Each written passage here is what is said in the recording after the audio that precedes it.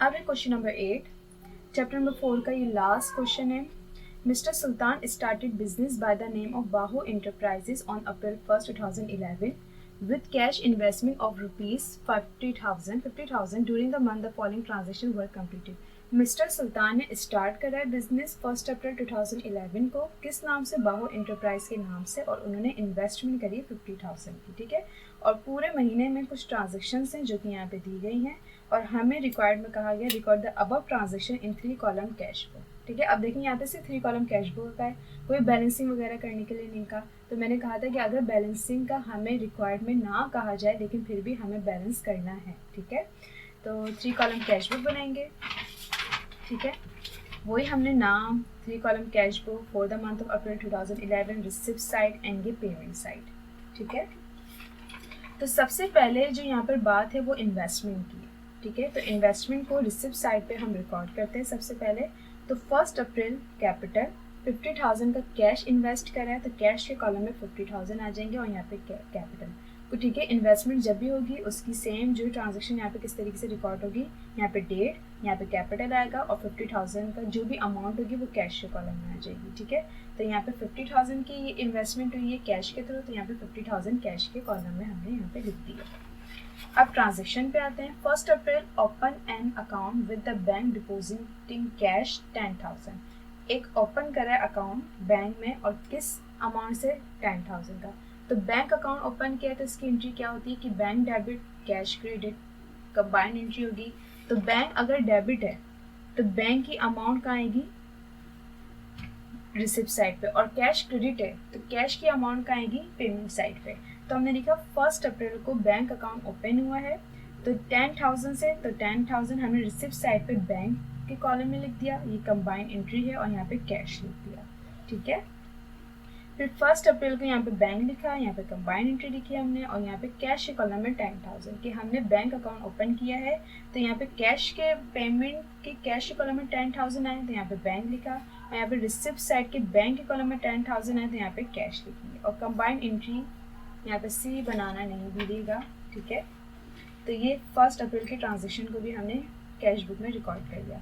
5 April purchase merchandise for cash 5,000 and on account 20,000 from Asif, ठीक है। आसिफ से मर्चेंडाइज परचेज करिए, कुछ कैश पे कुछ ऑन अकाउंट पे। ऑन अकाउंट का तो कोई काम नहीं होता है कैश बुक में, उधार की किसी भी बात को हम रिकॉर्ड ही नहीं करते, सिर्फ यहाँ पे डिसिप्लिन पेमेंट्स की बात होती है।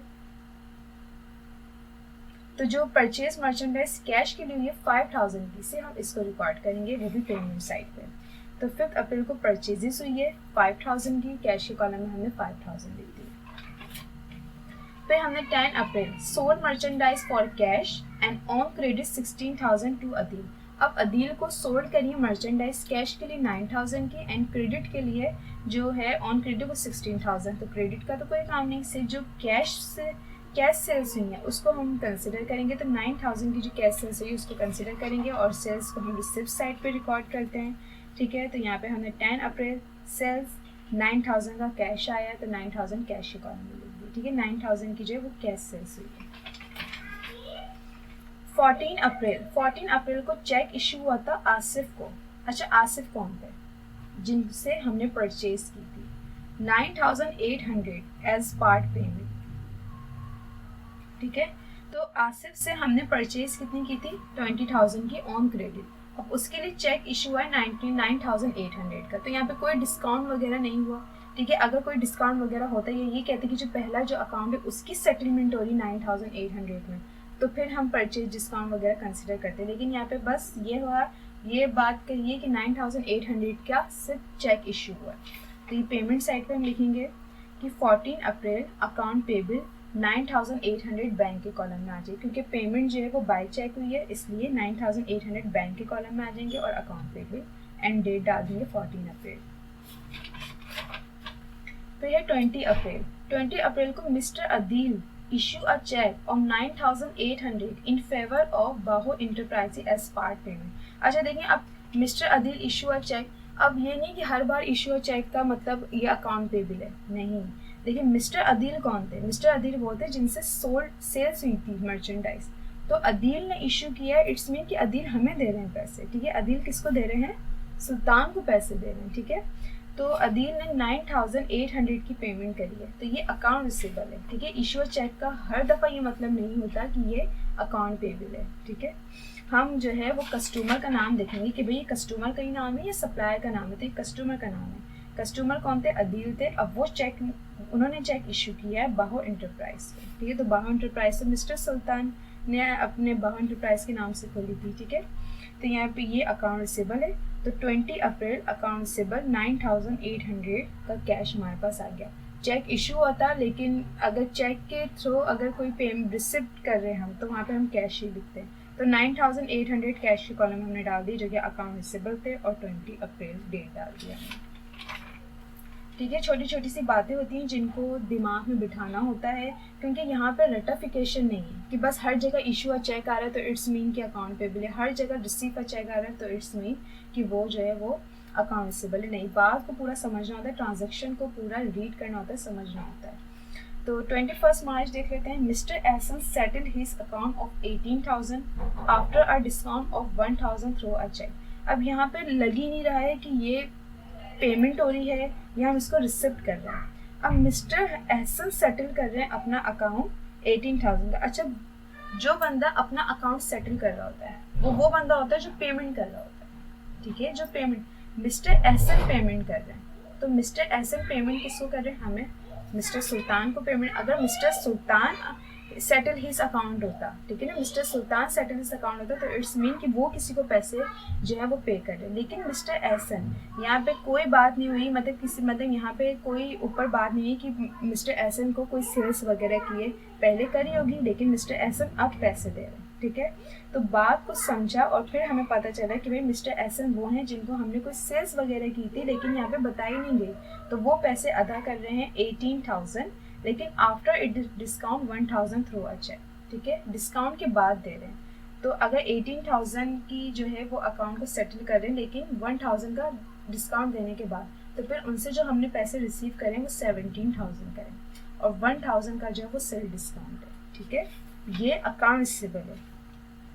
तो 21 मार्च अकाउंट रिसीवेबल, 1,000 का सेल डिस्काउंट एंड 17,000 हमने कैश रिसीव करे। टोटल इनसे 18,000 रिसीव करने थे, लेकिन 1,000 का डिस्काउंट देने के बाद, डिस्काउंट कौन सा था? परचेज था या सेल्स था? तो हमें नाम से पता चला। अगर ये मिस्टर सुल्तान सेटल हिज अकाउंट अगर होता, तो फिर सुल्तान पे कर रहे होते तो वो परचेज डिस्काउंट होता, लेकिन कोई और हमें पे कर रहा है, तो कोई और हमें पे कर रहा है, तो इसमें हमने उनको कोई सेल्स वगैरह की थी, तो वो हमें पैसे अदा कर रहे हैं, ठीक है। तो ये सेल डिस्काउंट है, इसलिए 17,000 कैश के कॉलम में आ जाएंगे एंड 1,000 सेल डिस्काउंट के कॉलम में आ जाएंगे, और ये अकाउंट रिसीवेबल था 21 मार्च का रिसिप्ट के कॉलम में, क्योंकि ये रिसीव कर रहे हैं।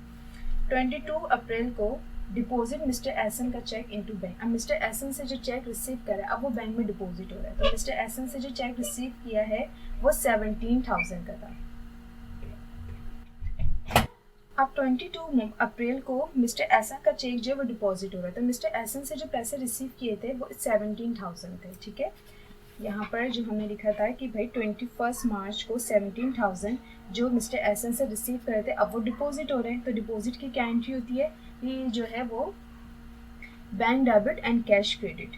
तो 22 मार्च कैश कंबाइंड एंट्री, ये 17,000 बैंक में चले जाएंगे, ठीक है। और यही 17,000 जो है यहाँ पे कैश के कॉलम में आ जाएंगे पेमेंट साइड पे, और यहाँ पे बैंक लिख दिया जाएगा। यहाँ आप डिपॉजिट लिखिएगा, ठीक है। कोई भी कैश डिपॉजिट हो रहा है तो कैश और बैंक के साथ डिपॉजिट भी लिखेंगे, ठीक है। तो इसकी जो एंट्री होती है वो ये होती है कि बैंक डेबिट कैश क्रेडिट। तो बैंक डेबिट में जो 17,000 है वो बैंक के कॉलम में आएंगे रिसिप्ट साइड पे, और कैश के कॉलम में ये 17,000 आएंगे पेमेंट साइड पे, ठीक है। और यहाँ पे कैश के कॉलम में आ रहे हैं तो बैंक डिपॉजिट लिखेंगे, एंड यहाँ पे बैंक के कॉलम में आ रहे हैं तो यहाँ पे कैश डिपॉजिट लिखेंगे। सिर्फ डिपॉजिट भी लिखेंगे तो चलेगा, कोई मसला नहीं है, ठीक है। तो ये डिपॉजिट की एंट्री। डिपॉजिट की एंट्री बहुत सी एंट्रीज हैं जो मैं प्रीवियस वीडियोस में आपको बता चुकी हूँ, ठीक है। और ये 22 अप्रैल की जो डिपॉजिट वाली एंट्री थी, मिस्टर एहसन का जो चेक हमने डिपॉजिट करता ये हो गया खत्म। अब 29 अप्रैल का देख रहे थे। Cash was found short by 50। कोई एक क्वेश्चन था प्रीवियस वीडियोस में जो था कैश वॉज ओवर फाउंड। तो कैश वॉज ओवर फाउंड वो कैश होता है,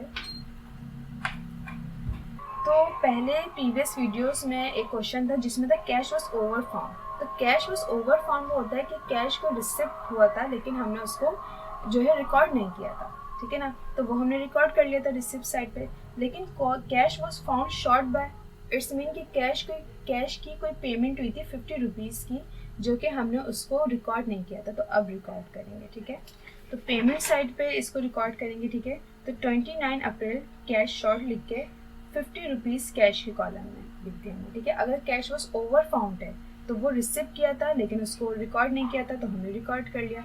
लेकिन cash was found short by, तो इट्स मीन कि कैश 50 रुपीज़ की कोई पेमेंट थी जो कि नहीं करी हमने अपने पास रिकॉर्ड नहीं करी, तो उसको अब रिकॉर्ड करेंगे पेमेंट साइड पे। तो 29 मार्च को कैश शॉर्ट लिख दिएगा, ठीक है, और 50 रुपीज़ जो है वो कैश के कॉलम में आ जाएंगे, ठीक है। तो इसके ट्रांजेक्शन्स हैं जो कि ख़त्म हो गई हैं। अब बैलेंस कर लेते हैं हम, ठीक है। रिसिप्ट साइड का जो कैश का कॉलम था एंड बैंक कॉलम था उसको पहले टोटल कर लेंगे, तो ये 85,800, ठीक है, एंड 27,000, और ये परचेज सेल डिस्काउंट 1,000 का ऐसे आ जाएगा। फिर हमने लिखा, ठीक है, और ये cash column, bank column payment side का, तो ये हुआ 32,050 रुपीज़ एंड ये हुआ 9,800, ठीक है। फिर जो है जो रिसिप्ट साइड के दोनों कॉलम्स हैं उनको हम दोनों जगह लिख देंगे, 85,800 27,000, फिर 85,800 27,000, ठीक है। और यहाँ पे sale discount as it is आ गया, परचेज डिस्काउंट कोई नहीं था यहाँ पे, ठीक है। हम क्या करेंगे कि वन बाय वन जो रिसिप्ट साइड की कैश एंड बैंक कॉलम है उसको वन बाय वन हम पेमेंट साइड की कैश एंड बैंक कॉलम से जो है वो माइनस करते रहेंगे, ठीक है। तो 85,800 को हमने 32,050 रुपीज़ से माइनस किया तो 53,750 रुपीज़ आए, ठीक है। फिर हमने 27,000 को 9,800 से माइनस किया तो 7,200 आए, जो कि बैलेंस सीधी हो गया 30 अप्रैल, ठीक है। एंड यही दोनों अमाउंट जो डिफरेंसेस की अमाउंट है वो दोनों यहाँ पे हमने लिख दी, वो बैलेंस बीडी हो गया 1 मई, ठीक है। याद रहे कि बैलेंस सीडी जो है वो 30 अप्रैल, मतलब जो भी मंथ चल रहा होगा उसकी लास्ट डेट, और जो बैलेंस बीडी होगा जो भी मंथ चला होगा उसका जो नेक्स्ट मंथ होगा उसकी फर्स्ट डेट, ठीक है। और बैलेंस सीडी हमेशा पेमेंट साइड पर आएगा और बैलेंस बीडी हमेशा जो है वो रिसिप्ट साइड पर आएगा और नीचे, और ये आएगा ऊपर वाली साइड पे, ठीक है। तो ये क्वेश्चन नंबर 8 आपका जो है वो ख़त्म हो गया है और चैप्टर नंबर 4 जो कैश बुक था वो आप लोगों का ख़त्म हो गया है। अल्लाह हाफिज़।